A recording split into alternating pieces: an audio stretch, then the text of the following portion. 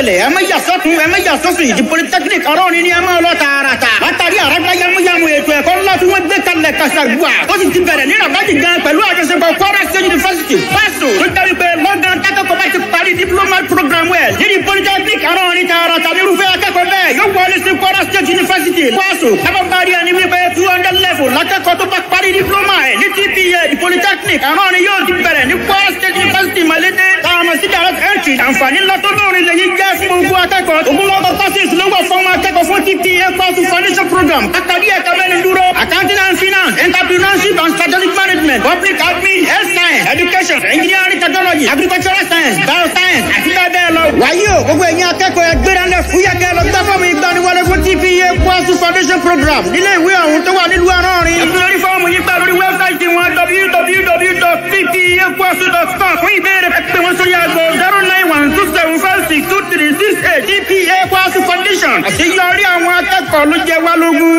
ti polytechnic Àrọ̀rin ní kò rẹ̀ dálẹ̀. ẹ bá ń gbọ́ pẹ̀kẹ̀lẹ̀ ẹ bá ń gbọ́ pẹ̀kẹ̀lẹ̀ ẹ má yà sọ́tún ẹ má yà sọ́sì di polytechnic Àrọ̀rin ni ẹ má lọ tààrà.